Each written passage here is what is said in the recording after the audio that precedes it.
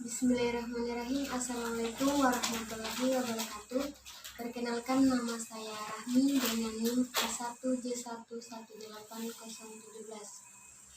Pada kesempatan kali ini, saya akan menjelaskan materi tentang sistem endokrin. Tujuan dari pembuatan video pada kali ini yaitu untuk memenuhi tugas praktikum mata kuliah anatomi fisiologi manusia.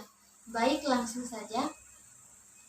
Sistem endokrin adalah sistem dalam tubuh manusia yang bertugas untuk melakukan sekresi atau memproduksi hormon yang berfungsi untuk mengatur seluruh kegiatan organ-organ dalam tubuh manusia sesuai dengan yang dibutuhkan organ tersebut.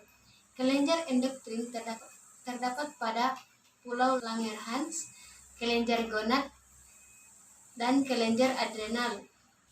Beberapa fungsi dari kelenjar endokrin adalah mengontrol dan merangsang aktivitas kelenjar tubuh, merangsang pertumbuhan jaringan, menghasilkan hormon-hormon yang dibutuhkan oleh organ-organ tertentu, mengatur oksidasi, metabolisme, dan meningkatkan penyerapan atau absorpsi glukosa pada usus halus, mempengaruhi metabolisme lemak, hidrat orang, protein, vitamin, dan mineral.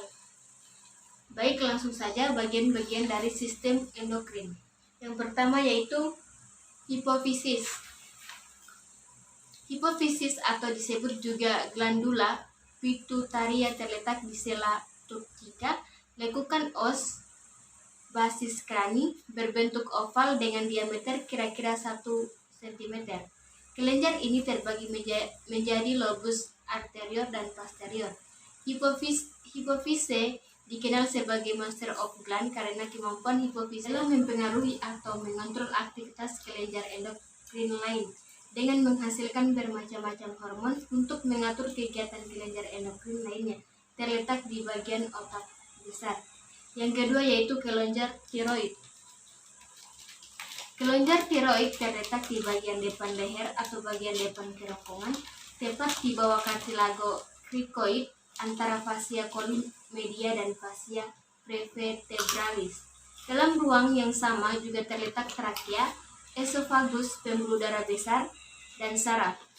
Kelenjar tiroid melekat pada trakea dan melingkari 2/3 sampai 3/4 lingkaran kelenjar tiroid, menghasilkan hormon tiroid utama yaitu triroksin atau tetralodotirironin.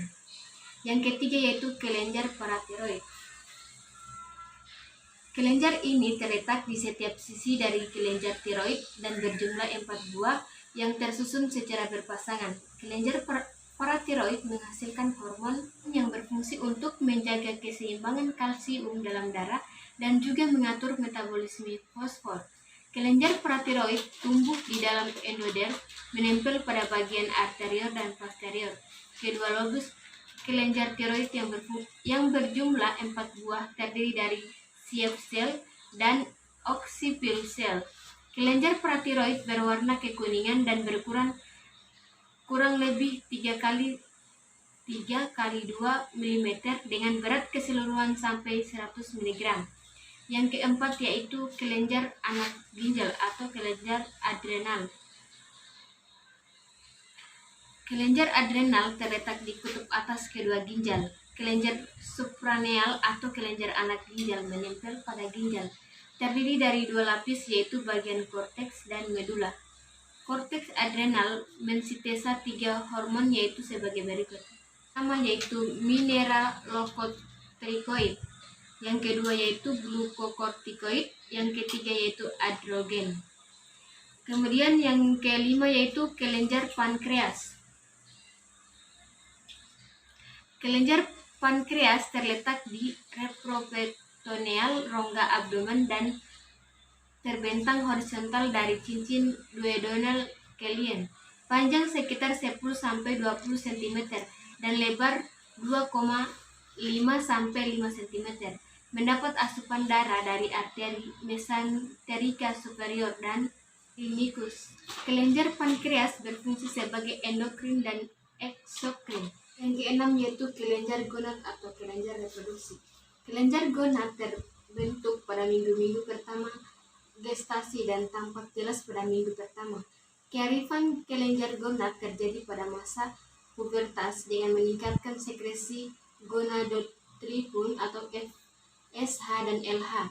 Kelenjar ini disebut juga dengan kelenjar reproduksi karena produknya yang berhubungan dengan alat reproduksi manusia. Dan ini terletak di bagian alat reproduksi pria dan wanita. Jika pada pria terdapat di testis dan wanita terdapat di ovarium. Yang pertama yaitu testis. Testis terdiri dari 2 buah dalam troktum. Testis mempunyai 2 fungsi, yaitu sebagai organ endokrin dan reproduksi.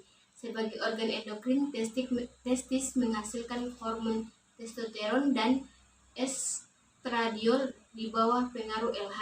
Yang kedua yaitu ovarium, berfungsi sebagai organ endokrin dan reproduksi. Sebagai organ endokrin, ovarium menghasilkan sel telur atau ovum yang setiap bulannya pada masa ovulasi siap dibuahi sperma.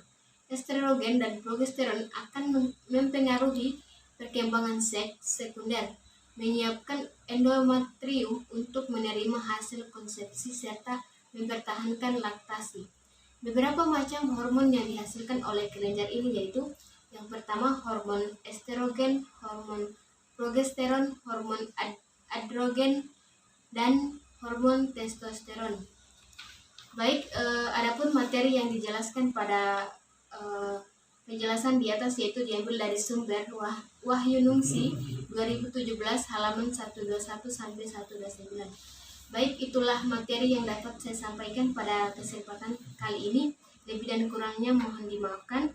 Billahi fisabilillah, fastabiqul khairat. Wassalamualaikum warahmatullahi wabarakatuh.